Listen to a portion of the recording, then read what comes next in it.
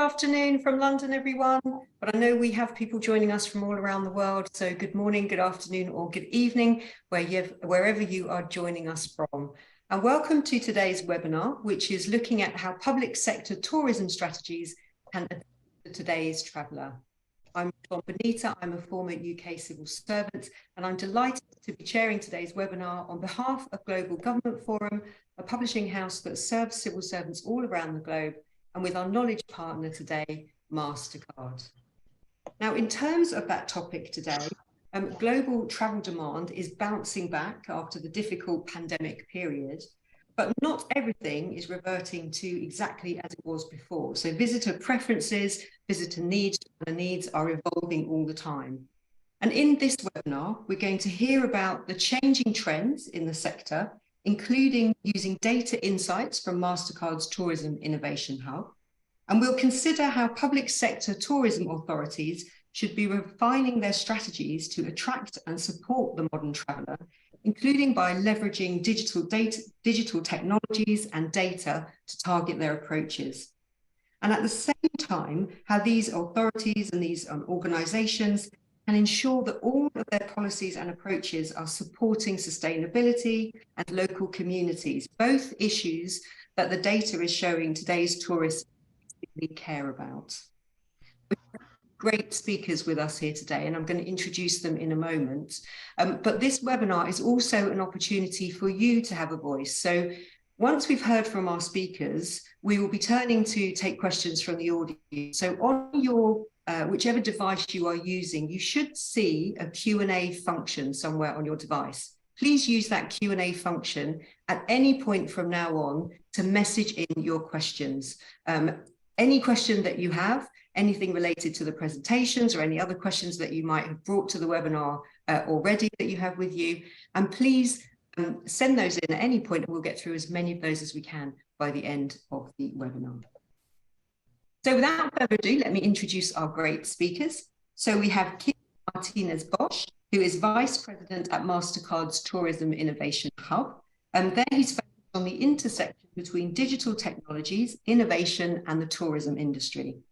The Global Hub is located in Madrid with the purpose of developing tourism and travel at a global level, while making the industry more resilient, sustainable, and inclusive. And I'm sure we'll hear a bit more about that in a moment.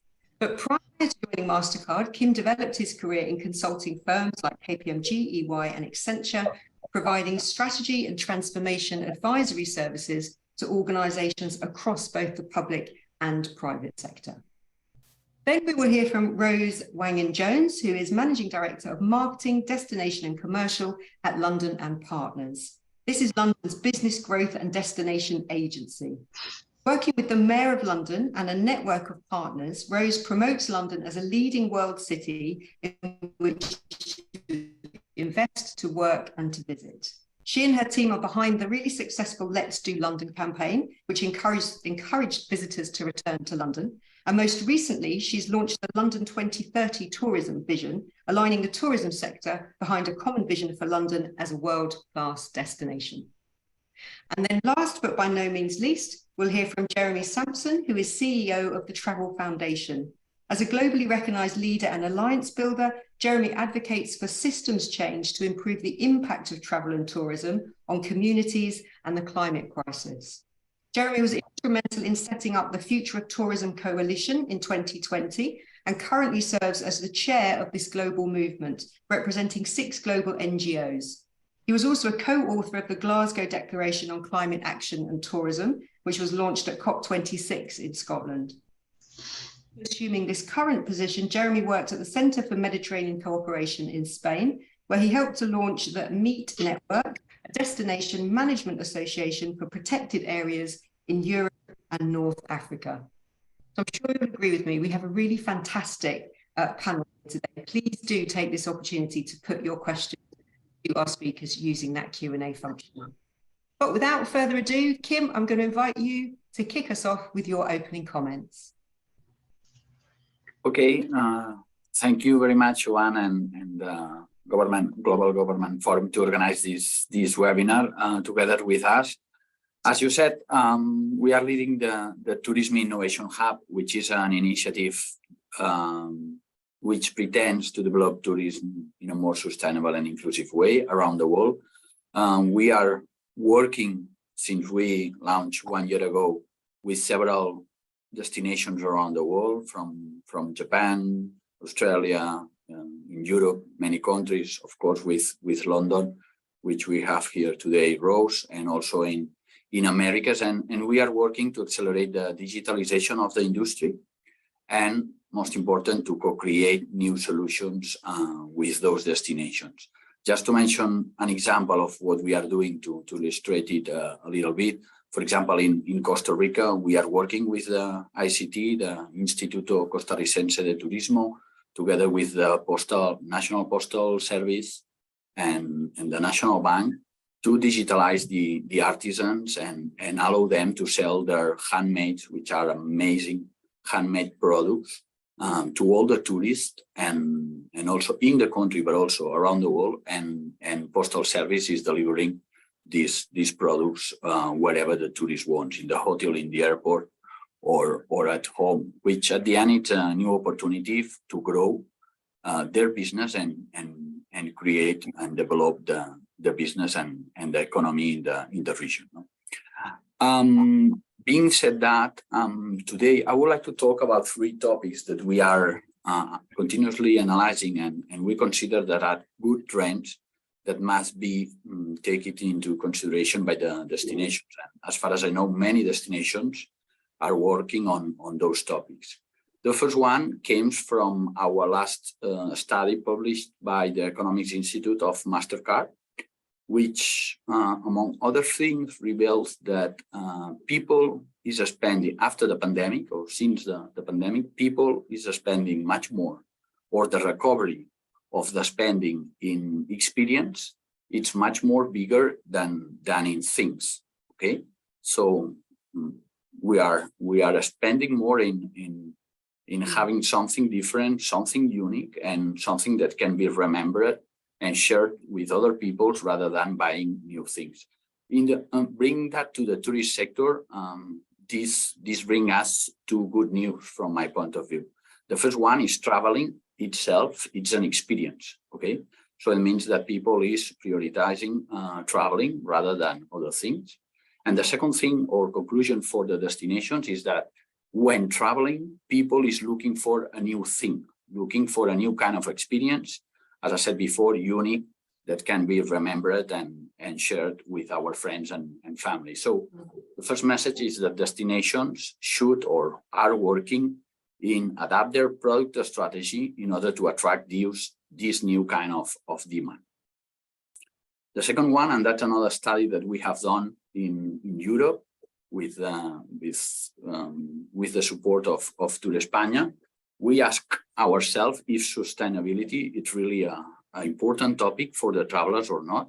We have interviewed more than, around 2,000 people who are willing to travel in the next 12 months from Europe to other destinations, okay? And here I have to say that we have good and not so good news, okay?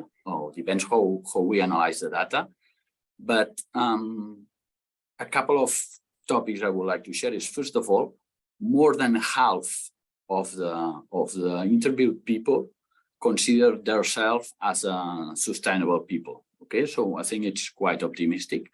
The bad news is that when we have a hidden question and we analyze the real behavior of that people, only 16% really have, let's say, sustainable behavior when they travel. The gap is really big.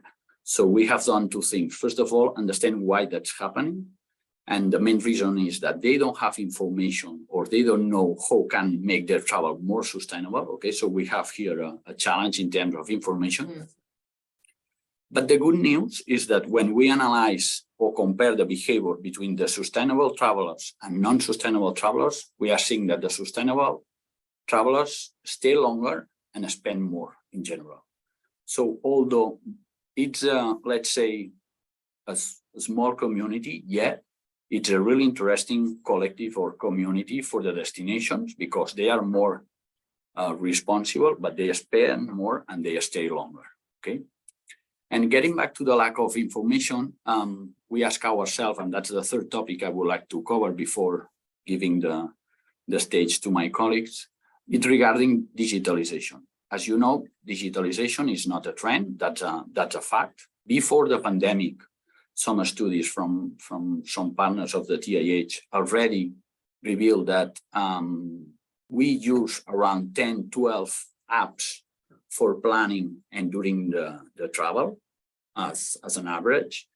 83% of the millennials use social networks to inspire and plan their travel. And regarding the new technologies, for example, the last report from booking.com says that 43% of the travelers are wishing to use virtual reality to being inspired and planning the travel. So it means that we have all of us, no matter the generation we are, we can say that all of us are digital, and that's a topic that must be also taken into account by the destinations. And my last comment is regarding ChatGPT, which is a hot topic right now. That's a reality. There are, with only 2 months, ChatGPT reached the amount of 100 million of users, okay? So that's a reality also. We have a new channel, and a lot of travelers are using that for planning and preparing their travels. And here we have a big challenge because it took a long for us to understand how social networks work and how destinations could change their reputation or work with social networks, but they are doing pretty well, as Rose will explain later, as London and Partners is doing. But ChatGPT, it's a hidden box. We don't know how to go inside, how to change the content that they are using. And that's a big challenge that we have, because maybe the content is right, maybe the content is wrong. But the truth is that there are a lot of people who would use that in the future. So let's see how we can do that. Thank you so much. That's a brilliant way to start. Really interesting to hear about the tourism hub and all of that information that you have there, and how you're helping small businesses and other organizations all around the globe. But those 3 trends, I think, really important to set the scene for this conversation. So people, travelers wanting more experience or spending money on experiences rather than things, and that creating an opportunity for the sector, absolutely. And then everything you said there on sustainability, fascinating that people consider themselves to be sustainable, but when you dig deeper, maybe their behavior is not backing that up. And as you say, maybe that's to do with lack of information or lack of kind of green infrastructure. So I'm sure Jeremy will have things to say on that as well. And then on digitalization, very interesting what you said about all generations now really using digital in some way to help plan and carry out their kind of travel. But ChatGPT, and I'm sure the audience will have some questions on this because it's the thing everybody's talking about. And as you say, a real challenge then for people in this industry, because you can't really influence that, or can you? That's the question maybe to the audience or people working in the sector. Thank you so much, Kim. Lots of food for thought. To the audience, any questions that you've got, please do get them coming in. And now, Rose, I'm coming over to you. Thank you. Thanks, Siobhan. And thanks, Kim, for that. Actually, I was taking notes myself. So hopefully what I'm going to say in terms of what we're thinking about London matches to all of that. And in general, I would say absolutely, because we are seeing very similar trends. And I'll talk in a second about how we are addressing those. But let me just add a little bit of London context to this before I get into that, because I think one of the things that it's important for us as well is obviously part of the visitor economy, but it's also the London economy, and how we bring communities as part of this when we look at tourism. And the reason for that, I was mentioning this earlier, is that tourism is a really key part of what makes London diverse, exciting, and dynamic, a city that so many people want to visit. So I think that's something that I like to highlight at the beginning, that this is a benefit for both Londoners and visitors alike. You know, I don't think London would feel quite the same if we didn't have the variety, diversity, and the amount of visitors that we do have. So we're very fortunate to have them, because they do make the city vibrate. But the reality is that they also contribute to the economy, a huge contribution to the economy, over 36 billion pounds to the London economy a year. And I think from our perspective, what's really important is the range of jobs and skills that it provides, to the opportunities that it provides to Londoners. 1 in 7 jobs in London are related to the tourism industry. And if you add retail, actually, that would be 1 in 5. So we talked a little bit about the last few years. They have been a challenge, and with those numbers, you understand how then London was hit particularly bad. But I'm very happy to say that we are having a strong recovery, but also fair to say that we're not quite there yet. In terms of London specifically, we have been in the past very heavily reliant on international visitors, probably more so than other global cities in Europe, and that's why we probably were a bit harder hit, and it's taken us a bit longer to recover. But that's something that we really have learned from. I think the latest opening of the Chinese market and their high intent to come to London will certainly benefit us. So we see the positive trend of London recovering very much underway. And we're feeling very positive about that. But going back in terms of the learnings of the pandemic, we certainly learned a lot, tried new things, tried different things. But what made us think about is the future. How do we make our industry, keeping it diverse, keeping it future-proof in a way? And that's where, you know, basically the context of this panel is so timely, because one of the things that we have done is revisit our approach to tourism. We had launched a tourism vision back in 2017, and we felt it was incredibly timely to revisit that and think about the future and making us more resilient. So we launched the 2030 tourism vision at the end of last year. And very much what we set our ambition to be is to make London the tourism experience, the best tourism experience, both for visitors and for Londoners alike. So again, experience very much at the heart of what we do. And Kim, to your point, very much what the focus is potentially for other cities. For us, that means that we want people to feel our values and to live our brand. So if I cut that, you know, just in very specific things, there were 4 pillars that underpin what we're saying, what constitutes a brilliant experience for London. And the first one, very, very important, is managing the destination. And this is about how we expand our offer, how we showcase different areas of London, not just the center, but dispersal and other, you know, areas that show those unique experiences that you can get when you visit the city. And here's where we see digital playing a key part, key role. I mean, digital is everywhere, but managing the destination, we think it's really important. Things from basics like access to Wi-Fi, to improving the visitor information and knowledge, but also navigation tools. And then we talked about AI, how they, you know, it's almost about planning for the experience. So again, that's really, really key. And that's where we're looking at some of these new tools that will help us enhance that experience. The second pillar is maximizing our impact for Londoners. And this is about making sure that our industry is driving positive change for London and for Londoners. Like I said, we benefit from this, both from jobs, but also from what we get to do around the city. And it's really important that as we build towards the future, we are building on the city's diversity, the inclusivity, innovation, which are core values of what we are. And therefore, the visitors that we want to attract, ideally, are those visitors that share those core values with us as a city. The third pillar, unsurprisingly, is leading on sustainability. And this, we do think that tourism has a key role to play in supporting London in its goals, but also the wider UK community. And I know we'll talk more about this. But then last but not least, and I love a measure as a marketeer, so it's what we call redefining our measure of success. You can impact, you can change behavior when you're measuring things. So again, I'm quite passionate about that. But it's also about thinking about it in a different way. We are very used to, and we will continue to measure footfall, to measure spend, all those key metrics. But we now need to think about to really highlight, you know, what really creates a good and high satisfaction for visitors, and start focusing on what are those areas that then you can link back to what creates a good experience, you know, and that is measured with visitor satisfaction from our perspective in terms of what we're looking at.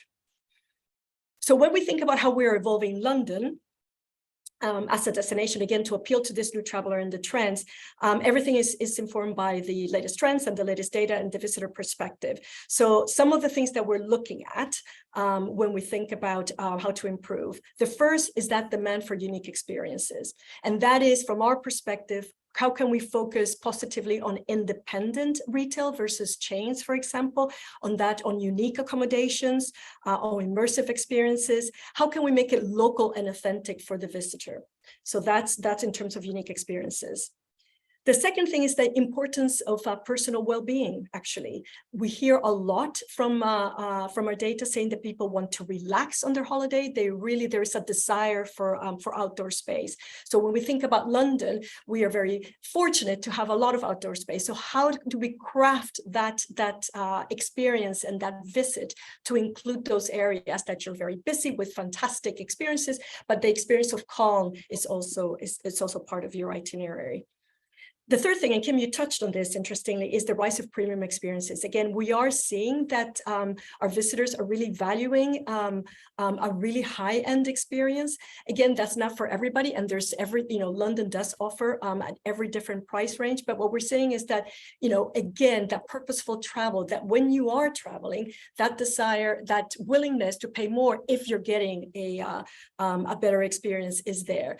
One thing I said is that the volume of visitors are not necessarily back to 2019 levels, but certainly the volume of spend, interestingly enough, is high. So what we're saying is that when people come, they are willing to spend if they're getting the right experience. Again, the important need to measure client or visitor satisfaction.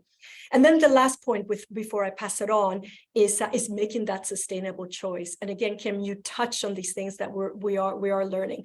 What's interesting from our perspective, because we also work with business tourism and events, is that sustainability thing is very much driven by business tourism and events. Without a doubt, they will not choose your destination if you do not comply or cannot prove some of those sustainability credentials. So without a doubt, that is here now. It's not a trend, that is definitely here now.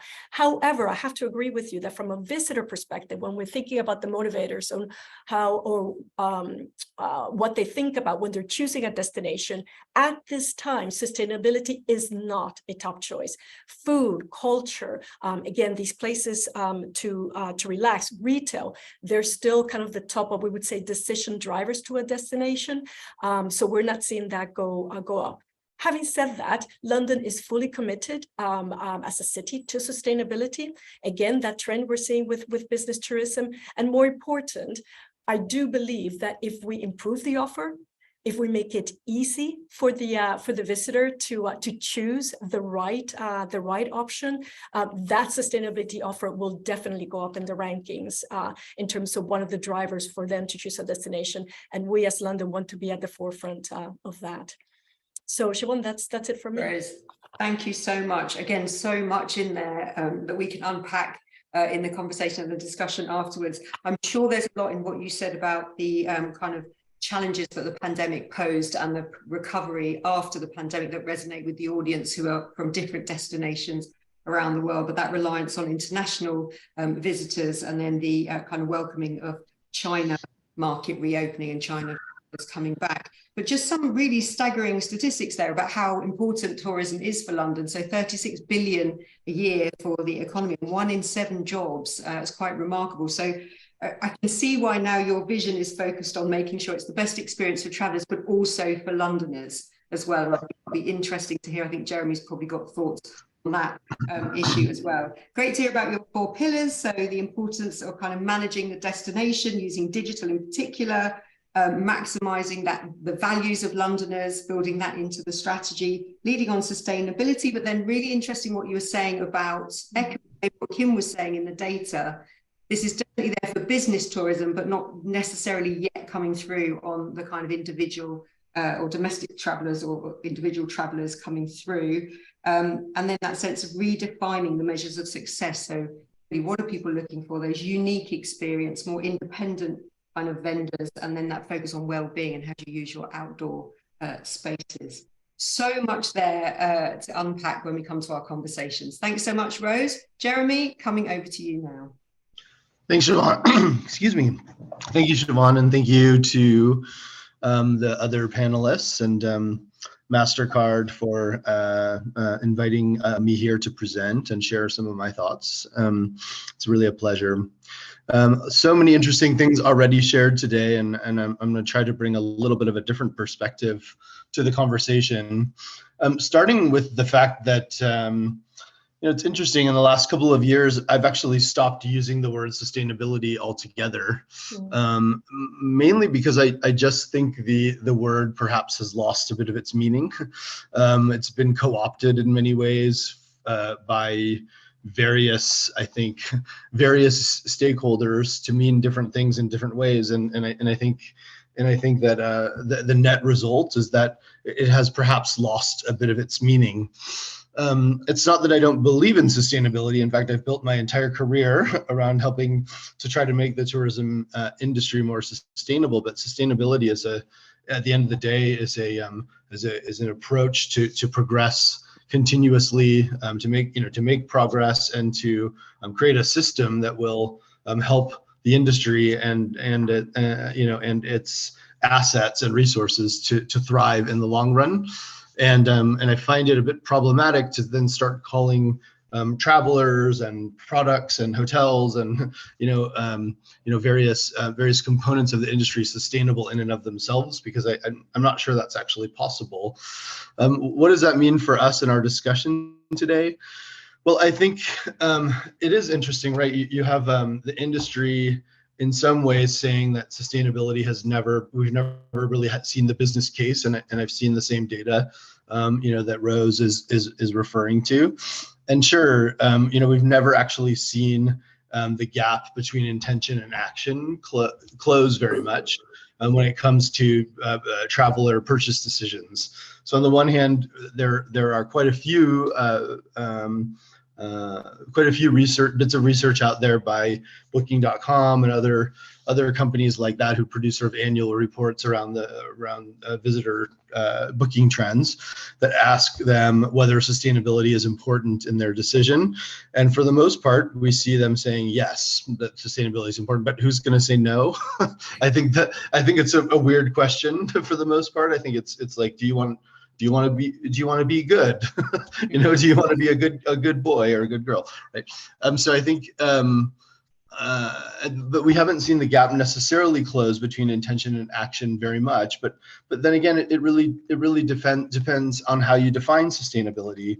On the one hand, you still have quite a few people who, if you ask them about sustainability, they will associate the word with very simple good practices and behaviors around the environment, like not using we're not using water bottles or leaving towels on the floor so that they are not being washed, and an overuse of resources in hotels and that sort of thing. But everything that has been defined so far in terms of other things travelers are looking for can also be part and parcel of sustainability. Sustainability is about outdoor experiences. It is about balance. It is about engaging more with local communities and perhaps ensuring that the values of a place are well represented in a visitor experience. So I think it just really depends, and I think this is why the word has become so problematic. Meanwhile, although the data has not necessarily shown that purchase decisions are built around sustainability, the industry has increased its effort to demonstrate its sustainable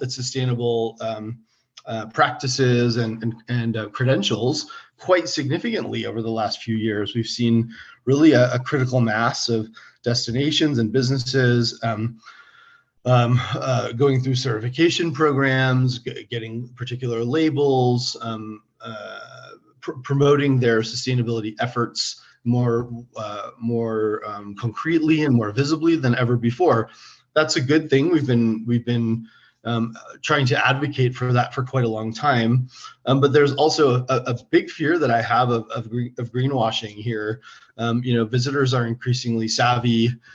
Other stakeholders like residents in local communities are increasingly savvy about how they feel about the long-term viability, health, and sort of balance of the industry's impact on places and on the environment.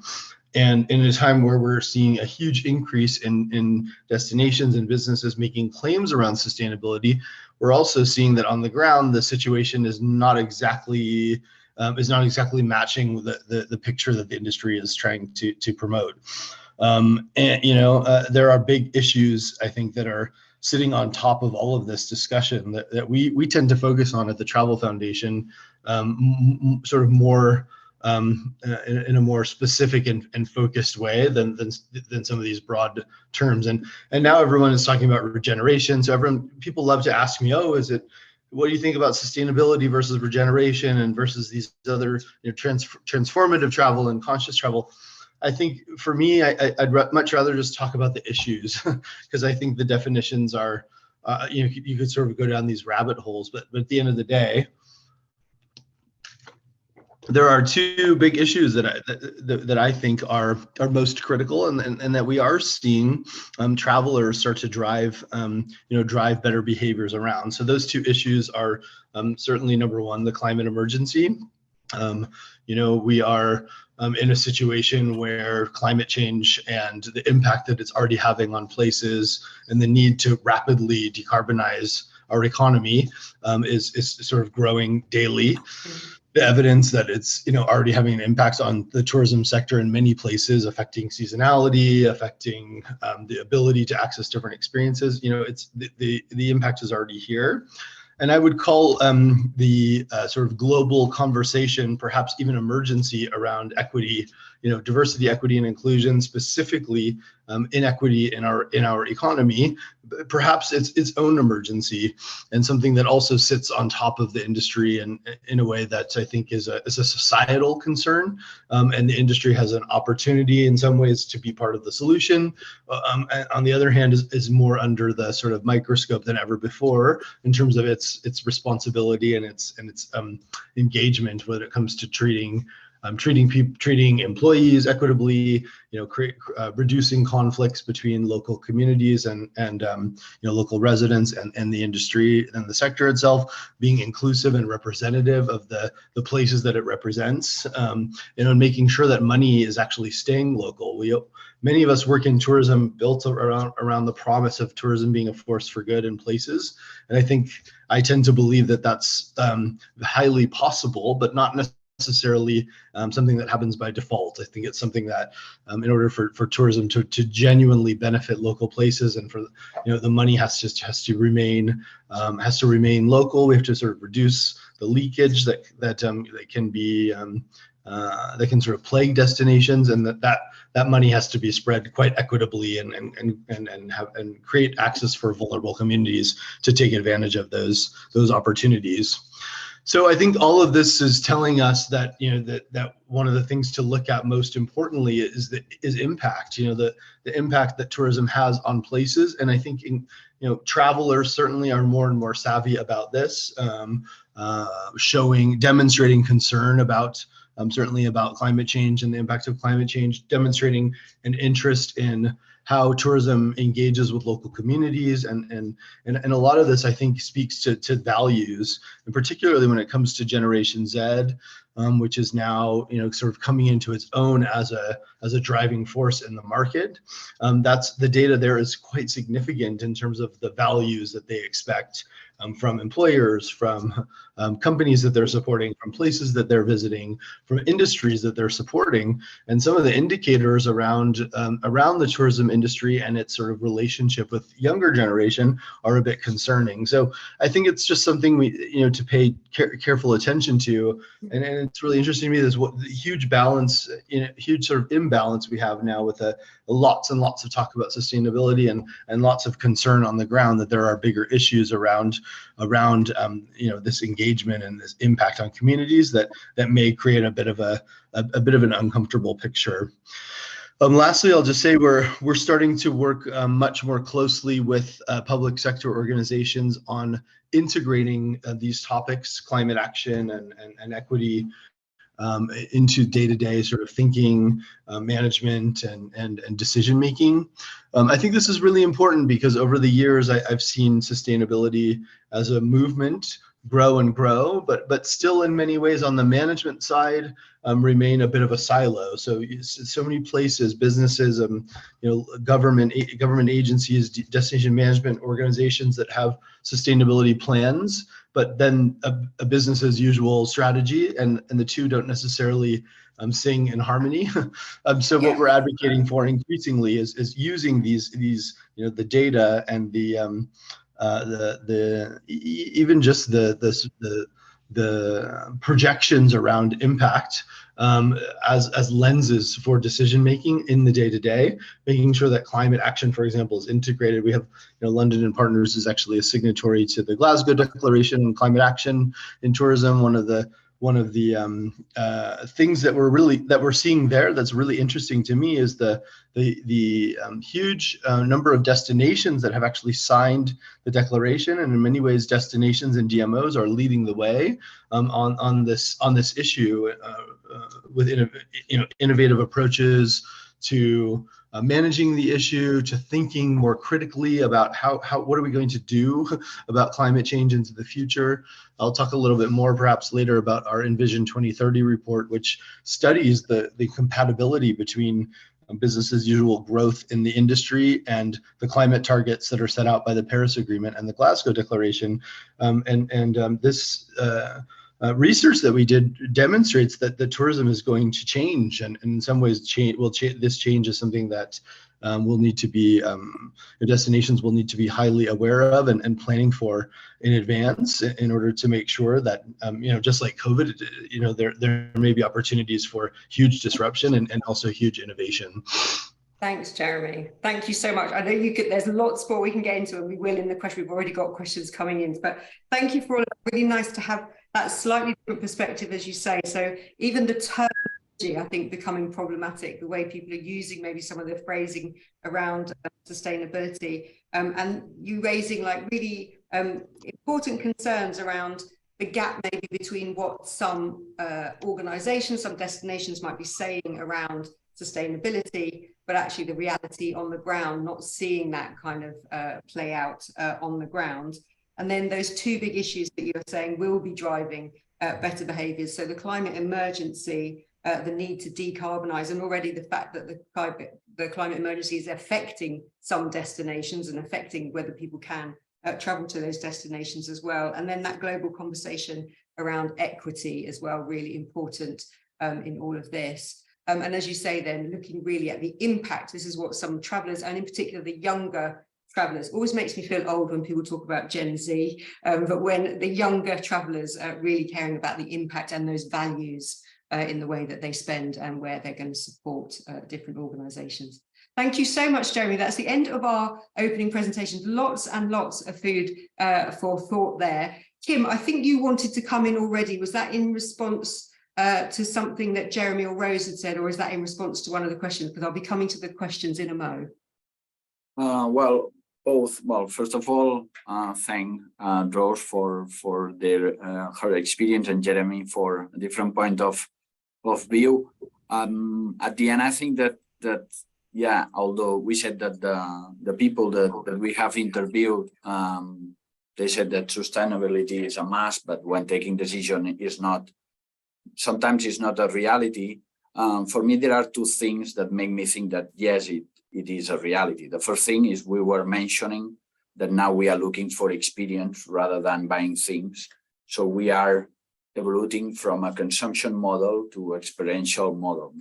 And the sustainability, it's critical for making these experiences future-proof and feasible in the future, because at the end the traveler looks for always the best quality in the destination, the best quality, and without sustainability there's no quality. And Jeremy was mentioning one thing that it's totally true, is that the destinations have to work or are working in order to look the future and attract new travelers and new segments and new type of travelers, etc.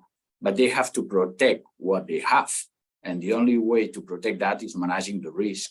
And climate change is it's a clear risk. We are seeing in New York, we had in the last days some pollution due to the fires in Canada. So that's something that New York DMO cannot avoid, but that's a fact, and that can affect tourism behavior and figures. So it's just a recent example that we have to bear in mind.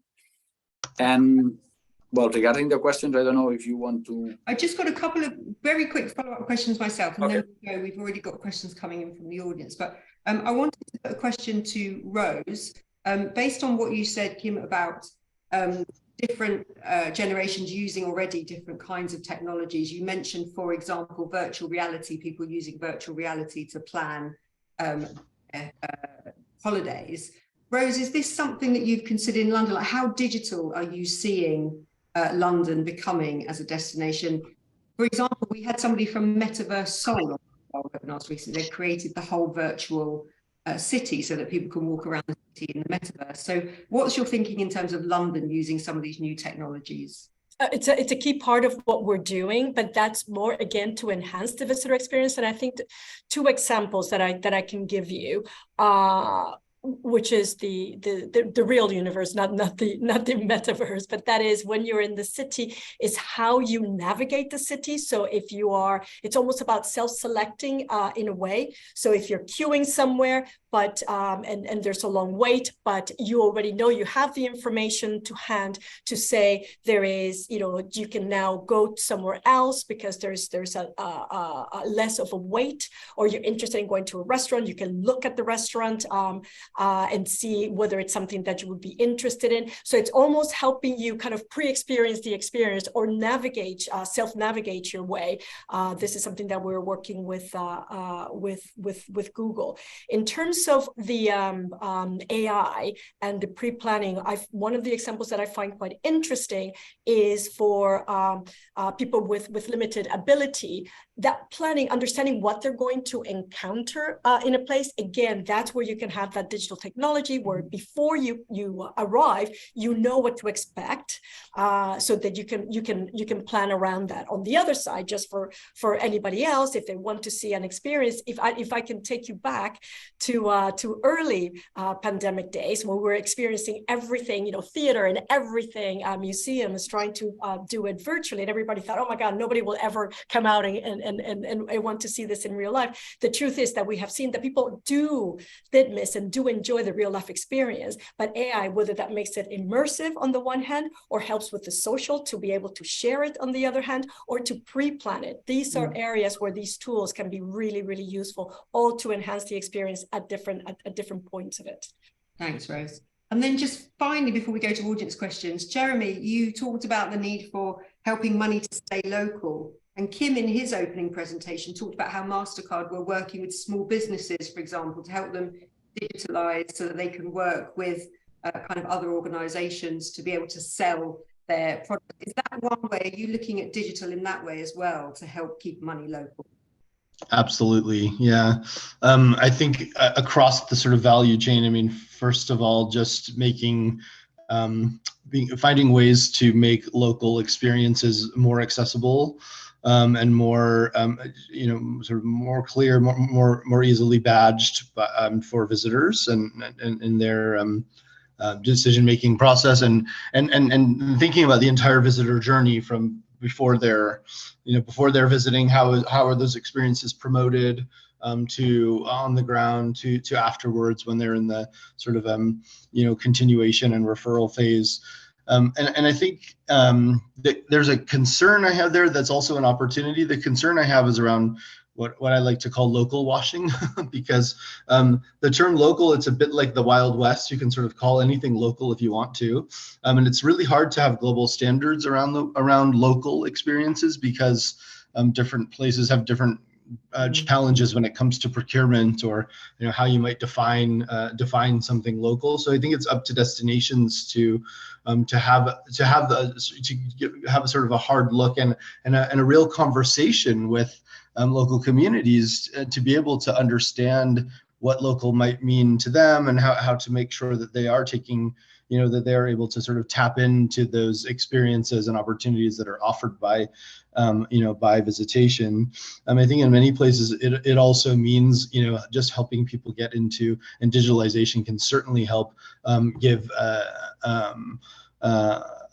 prospective businesses or small businesses that are needing to sort of catch up with their peers that are in rural communities or in vulnerable populations, opportunities that they may not have otherwise, to deliver a high quality sort of world-class visitor experience. And the more that those opportunities can be sort of subsidized, where training, there's still a huge need for training and capacity building in those communities, but making sure that those are not experiences that are forced on those communities, but that their perspectives are actually centered, and that the experience that's actually being brought to market is as authentic as possible, but building them without having a sort of digital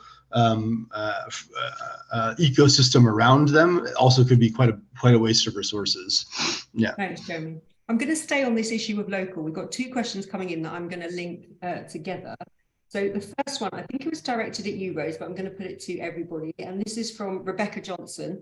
And she said, during the pandemic, we witnessed the fragility of the tourism business. As you mentioned, the dependence on international travel in particular. So she said, to what extent is London now focused on consolidating a resilient tourism sector, including attraction of visitors from the domestic market? So is that, so I want to put to all of you, are you seeing trends around kind of people thinking more of domestic travel within a country, which maybe also fits to the climate agenda, fewer people flying? And I want to link that to a question from Barry Roberts, who has said, what suggestions or recommendations do you have for local governments to be able to move forward on these issues without the help of federal government? I think that will vary slightly in different countries, exactly how it's governed. But I think the question is, how do you move locally, not necessarily with the national policy agenda, waiting for the national policy agenda? Kim, I'm going to come to you. Are you seeing this kind of domestic travel, a trend coming out? Is that something that's coming out from the data you have? Yeah, for sure. I mean, that was a direct consequence from the pandemic. Many people say, I have discovered my country, so thanks to the pandemic. And also destinations have learned that domestic travel is a really interesting traveler, because first of all, used to be quite loyal, so you can establish loyalty programs with them, which is not easy in this industry. And secondly, because they are a community who again are aware of the local products, or interested in the local products, gastronomy, different, not the typical touristic activities and experience. So it's also a good way of distributing the impact of, or the richness of travel, which is also one of the main worries of many of the destination managers. So yes, that's a trend. When we say domestic, we have to understand each country and each region in the world, okay? Domestic in some countries, like Spain, can mean Spanish people traveling around Spain. But for example, we were last month in Central America doing a workshop, and one of the challenge was considering all the Central American countries as locals, and how can we make them travel around Central America? Or same happen in Middle East. They travel a lot between their countries, and that's they target them as a local travelers because they are traveling every weekend, and that's a huge opportunity for many destinations. And again, I suppose that's where digital could come in. If you can have platforms that are integrated, that are interoperable across different kind of boundaries, then makes the traveller experience smoother. Rose, you're nodding to this. So your thoughts, obviously, on London as a kind of attraction for UK travellers. I think that's whoever asked the question. Definitely, we are focusing much more now on also on domestic, expanding, I guess, our definition. And part of that is, again, going back to success metrics. If we're looking at spend, you would argue that an international visitor coming to London spends more than a domestic visitor. But this is about resilience of the sector. So we are now also highlighting the domestic tourists, which, to be fair, fair probably a few years ago was not necessarily our focus. Part of that, I think you touched on this, Siobhan, is it has to do with also the carbon footprint. I will call it just not, I don't want to use the word sustainability because I know Jeremy will say something. So I'm going to say carbon footprint because that's one of the measures that we're looking. And again, we're an island. So we have a challenge in terms of how people get to us. So again, thinking about that domestic tourist as a more carbon efficient, spend, if you look at spend that way, then all of a sudden the spend data, looks different. And then the thing that I would say, and maybe touches on the local government thing that I thought that Kim said that I thought was interesting, is how we define domestic. To be fair, I hadn't defined domestic, Europe, but we have talked about short haul. So if we define, if I take your domestic definition and expand it to that short haul, absolutely, we see London as a gateway, not just from city to city, but also from the continent to London, to the wider thing. So I'm answering the question on the local to local. One of the things that we do is just work with other local communities and other local government, and making sure that we have that we're doing our own connections, and that we're doing our own kind of demand generation and appealing to the visitor, again, because people are coming, they're extending their visit, and to do so in a way that is more carbon efficient is something that we're looking at. Thanks, Rose. So Jeremy, I'm going to put the same question to you, but in particular, this one about what recommendations would you have for local governments, for local areas? I guess in light of everything we've said, it's to promote themselves as the unique experience. Is that right? Yeah, there has been a focus on in the sort of destination management and marketing space. There's been a focus on value over volume, and I think this is a really interesting. I think it's a really interesting concept because I think, like many things, it requires a bit of nuance to really understand what we mean by that. And I think it's really interesting because in the time of over tourism, so this period leading up to COVID where all anyone was talking about was over tourism, and now we're back. Certain places are experiencing over tourism again. And I think the starting point for this conversation for me, and this particularly applies to local governments, is to understand what it is that they're trying to achieve from tourism. What do we want tourism to bring to our community? And asking that question positions tourism, first of all, as a means to an end, not as an end in and of itself. So the goal is not necessarily growth for growth's sake or hitting particular arrival numbers, but really trying to understand what does balance look like in our community, and how do we make sure that as we grow and we take advantage of the opportunity that tourism presents, that it remains, in fact, that opportunity. And part of that, to me, is defining value. I believe actually that over tourism could be one visitor if it's a visitor that's in the wrong place at the wrong time, because what it really means to me is that a particular place or a particular resource is stretched beyond its desired sort of effect, or beyond the limits that it has. And so for local communities to be able to understand first and foremost, what does balance look like here? How do we define value? One of the things that was really interesting when it comes to market segmentation, you can look at things in one way, which is, oh yes, we're promoting domestic travel, we're promoting to the German market, but even there, the domestic travelers are not all made equal, and when you start to break down even further into the types of traveler segments that may exist within a market, so you have certainly the luxury market, the adventure travel market, the demographic and psychographic information that comes from there reveals some really interesting outcomes. We did a report a few years ago in the Canary Islands, which actually demonstrated, and their strategy was highly focused on luxury travelers. which provided really nice return on investment economically.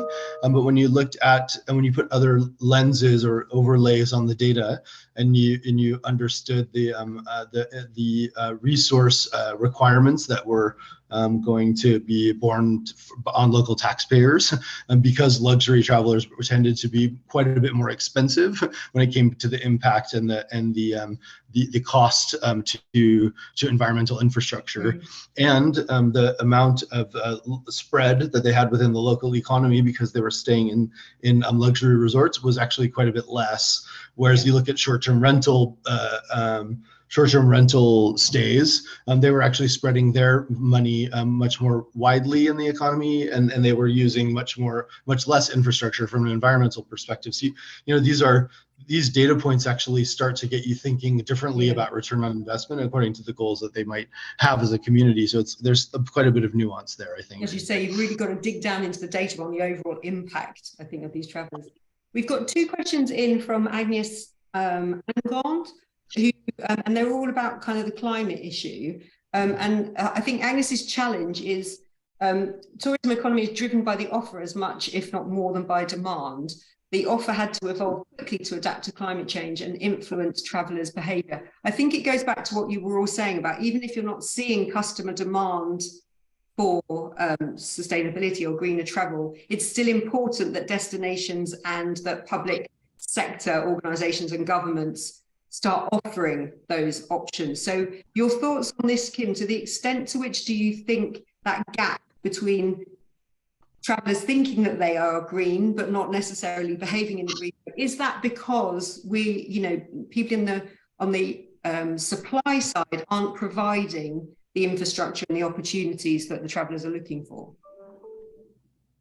Well, I'll think that as Rose was saying in the beginning, when you choose a travel, you usually, the first thing you do is to choose a destination as a traveler, okay? And secondly, you configure your travel. And here there are many factors, okay? And sustainability is one of them. So you as a traveler, you have this mix of factors, and at the end you choose the flight, you choose the hotel, you choose the restaurant, etc. And it's a mix of criteria and things. In the questionnaire that we did to the European travelers, we identified 2 main factors. First one is the lack of information, as I told you before, and the second one is the price. Okay, they recognize that nowadays, and that's a mistake, because sustainability should be in everything that we do. Nowadays, sustainability products used to be a little bit more expensive. Okay, and that's as in the area that we are now. Price it's a really important factor when deciding or planning a trip. Okay, so the good news is that our results say that they are happy to pay an extra cost. Around 70% of the people who interviewed is happy to pay around 5% more. Okay, and there is a group of 10% of the European travelers who are happy to pay until a 20% of extra cost for a product which is sustainable compared to another one which is not sustainable. So as I said before, I think that we have good insights and that make us to be optimistic regarding this topic. Right, okay. Thanks, Kim. And Rose, the same kind of question to you, but also you mentioned one of the things you're saying is the kind of premium traveller, so people who are prepared to pay more for premium experience. Is there an overlap between wanting a premium experience and wanting a green experience? Is that something to do with being prepared to pay more for a more sustainable experience? To be honest with you, we haven't seen that in the data. So I would say not necessarily. I wanted to I got very animated with that question because there was something, and linking back to something that Jeremy said, from our perspective, it is a little bit about values led. It is about what is it that you're trying to achieve. It's not always about visitor intent, even though, of course, you're not going to do something that's totally, that nobody cares about. And I think it's going to be quite rare. So I don't think the onus is always on the visitor. I think the onus is on us. If we believe on this, then the offer needs to be there, and not just the offer, but then the information. We need to make it easy for people, whether or not it's premium or not premium. I don't think that, to me, that's the question. It's about where the onus is. And again, if we are, as London is trying to be, committed to this, and we're being values led, which is what I said at the beginning, it's about feeling our values, living our brand, then that commitment has to be then shown in what we produce and how we help the visitor navigate. So we're there to help them, as opposed to waiting, well, we're going to not do anything until they're going to pay for it, or they tell me that that's how they're making the decision. I think it has to work both ways. It's not just on intent. So anyway. Totally agree. Yeah, totally. Jeremy, you're nodding along very much. There's actually a question, Jeremy, that's come directly to you. I'm not sure I understand it entirely, so we can maybe ask for clarification if you don't either. But question to Jeremy: when talking about the impact of tourism on communities, people, and the planet, this is from Isilde Monfret. Do you consider systems thinking, synergies and trade-offs in decision making? Yes, well, I think I understand the question. I'll try to answer it. I think right, the way to evaluate and understand impact does require quite a bit of nuance, and it also requires a bit of negotiation of different agendas. And this is where I think the trade-offs piece is really important, because I don't think you're ever necessarily going to have agreement in a destination, certainly not unanimous agreement around the question of impact, because it depends on who you are and how you're benefiting. So you might be a local business who is quite willing to accept trade-offs, because you're doing hugely well from that opportunity, whereas you might be a local resident who only sees the impact on my street and it's not nice and I don't like it, but fails to recognize the fact that all of your transportation infrastructure is subsidized by the tourism sector. So I think everyone's bringing their own agenda and their own perspective, and actually what's most tricky is for the destination, for local government, local agencies to be able to navigate those agendas, and it's impossible to please everyone. So the industry has focused quite a lot on resident sentiment and trying to understand and actually influence the way residents feel about tourism, which I'd argue is only part of the puzzle. Part of it, I think, too, is about engagement and really engaging residents and other stakeholders in this discussion about trade-offs and about thinking about tourism as a system. But at the end of the day, everyone will bring their own lens. Where we found success in this, and just recently working with some communities in the US, like Lake Tahoe, a very, very complicated stakeholder environment with lots and lots of different interests and lots of complexity, even just in the public sector level. And what we try to do is bring people together to think collectively about what are the sort of guiding principles that we might all agree on that can be lenses for collective decision making. Because if everyone thinks individually, well, we're just going to end up with these competing agendas. But for one example, there was a discussion around how the lake itself as a resource was not worth any sort of economic trade-off at the end of the day, anything that would sort of make that resource, put that resource at risk into the future. And just by agreeing on that principle alone, you suddenly have a new lens for decision making that everyone can sort of say, okay, if we're thinking collectively, these are some of the choices we need to make sure that we're making as we advocate for policies and programs that educate visitors about how to experience this place alongside us. Right, thanks, Jeremy. Really nice to have those concrete examples. Rose and Kim, I'm going to put this to you. Depending on how quickly you answer or how concisely you answer, it might be the final question. We'll see if we can squeeze another one in after. But this has come from Claudia. I really like this question, and I think it goes back to something, Rose, that you said at the end of your presentation about the need to redefine measures of success. So from Claudia, she's saying, I don't think she's saying that we can no longer kind of measure success of tourism by just considering things like the numbers of international arrivals. Now that we've kind of reviewed all of the tourism strategies post-pandemic, can you give examples of destinations that are offering different success metrics? For example, the number of projects carried out with local communities, subsidies, certifications, etc. Rose, I'm going to come to you first. So in your thinking of different measures of success, what are you kind of thinking about? Well, that's a very good question, because we are exploring that. So the straight answer is no.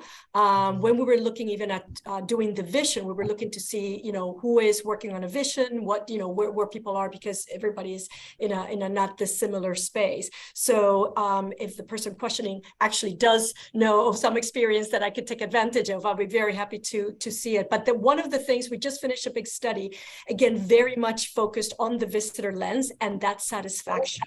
So, for example, what we found out through that is that if you have some of those essentials, like, for example, navigation, if that works, all of a sudden the visitor satisfaction improves, and you're seeing your experience of the destination, you score that much higher.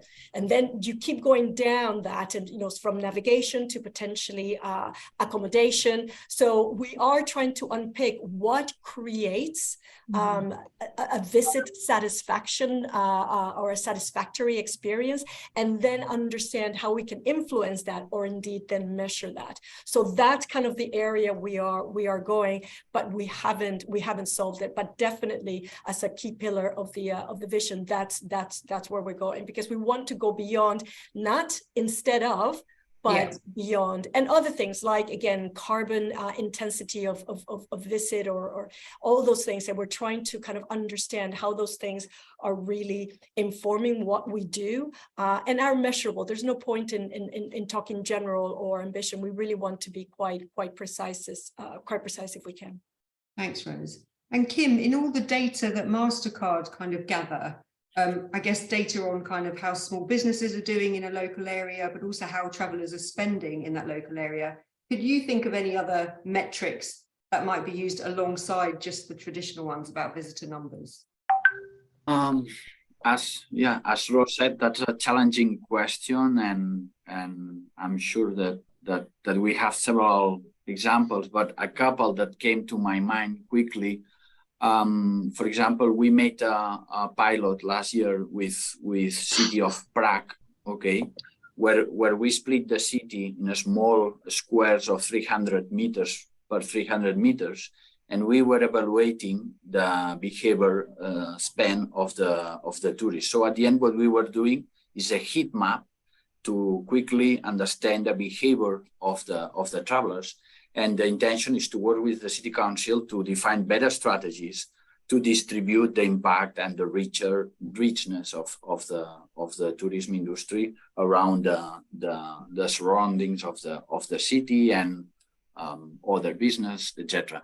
Another example that come to my mind is we are partnering with the UNWTO to digitalize SMEs around the world. It's a ambitious program where we are working with other partners and several destinations. And the first thing that we are doing is evaluating the level of digitalization of the SMEs. And I think that's a good KPI also to understand what you were mentioning, how the SMEs are integrated in the tourist value chain, how they participate, which is their level of digitalization, the level of progression, the employees that they have, etc. So there are several indirect KPIs that I think that can help in this topic. Thanks, Kim. Okay, Jeremy, you in a moment, you can pick up on measures of success if you like. My final question to all of you, so you can be thinking about it in the couple of minutes that we have left. I can't believe how fast the time has gone in this conversation, but I just want to leave the audience with kind of a sentence from each of you on what do you think a good tourism experience will look like in the next, say, 10 years, and how different will that be from now? So that could be for the traveller, for the local businesses, for the local community. What will a good tourism experience look like? Jeremy, I'm going to start with you, and you can also talk about the measurements if you like, but we've only got 4 minutes left. Okay, very quickly on measurements, I think it goes back to that question I was posing earlier, where I think communities need to ask themselves, what do we want from tourism? What is tourism a means to an end to achieve? And you have, many government agencies have goals around quality of life, for example, have climate action plans. So for me, success comes from how tourism feeds into and contributes and plays a positive role towards achieving those goals. And the more we position tourism as a part of achieving quality of life metrics, as being a critical part of not only decarbonizing the economy but adapting, those are that is where I think tourism can best measure its success and continue to advocate for the important role that it plays in our society. In terms of the what does a good experience look like? The easy answer for me is climate positive and equitable. I just add one thing, which is that I think tourism experiences will need to adapt and diversify, and diversification will be the name of the game. I think perhaps that was the biggest lesson learned from COVID, was those who were ready, who were more adaptable and ready to diversify, demonstrated the resilience to get through that situation. What's coming is unknown. I mean, it's a bit scary, but I think we don't know exactly what the shape of tourism will look like in the future. And those who are more prepared to be delivering a diversification of product, of experience, and be able to adapt accordingly will be the winners in that situation. So imagine that COVID was happening in 5 years, but you knew about it ahead of time. This is the moment, that the challenge that we'll put out there. So now is the time to innovate, not when you're on your back heels. So thanks, Jeremy. Sorry, Kim, I realize as well, I think you typed an answer to somebody, and so if you wanted to pick up on that as well. So what do you think the good tourism experience will look like? But also, I think you answered to Lisa, but others couldn't see your answer about examples of new or emerging platforms where resources and competencies are mobilized for tourism experience. So maybe that's connected. It's not a short answer, but I will try to make short. Well, first of all, mention priceless.com, which is a MasterCard platform, which now it's 10 years old, and we are working with destinations to create experiences that are unique. And when we say unique, that's a requirement. If it's not unique, it's not in priceless.com. And when I say unique, it's not expensive, it's not affluent. It's something that you feel a unique traveler. And I think it's just an example, but it's interesting. Several countries are investing in big platforms. And I think that if it's done well, it can be a good solution. Regarding your question, and in one sentence, now that I'm a father of a crazy guy of 2 years old, which I'm in love, for me, the best experience is having a travel experience, which in 40 years, my son can do it and experience, and making sure that his experience will be better than the one that I'm having today. That's for me a good experience and sustainable experience. Lovely. Thanks, Kim. Rose, we're going to give the last word to you. What will a good experience of tourism look like?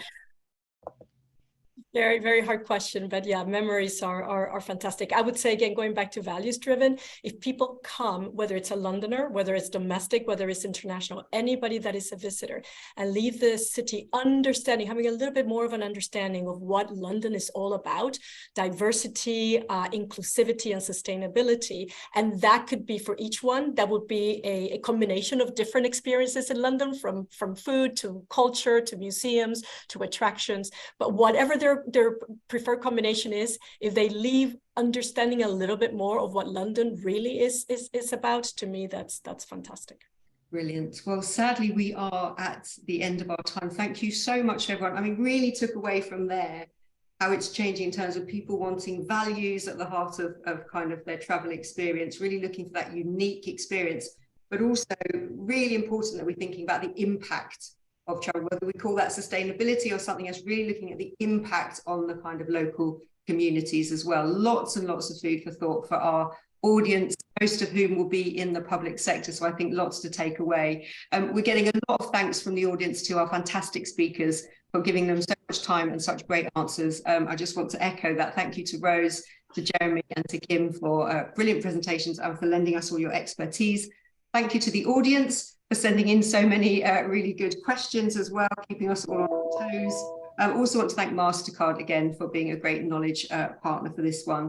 To the audience, we have sent you a questionnaire just to say, if you could take a couple of minutes just to fill in that questionnaire, it'd be great for us, because it means we can make sure that we continue to give us exactly, to give you exactly the type of webinars that are most useful for you. And on that note, on a slightly different topic, but in case you are interested as civil servants and public servants, our next webinar on the 27th of June is all about AI for all, and addressing some of those biases in AI and some of the new technologies. But on our website, if you look on our website, we have a whole load of webinars planned out for the coming months. So please do take a look at that. And then finally, to everyone who listened now and to everyone who registered, we will be sending you a link with the video of today's webinar, so you can watch it all again or share it with colleagues who you think might find it interesting. And there will also be an article written up with the key points from today's discussion that we will share with you in a short while. But wherever you are today, I hope you enjoyed the webinar as much as I did. Forward to seeing you again on another webinar very soon. Thanks to our great panel again, and see you all soon. Have a great day. Thanks, everyone. Thank you. Thank you very much. Thank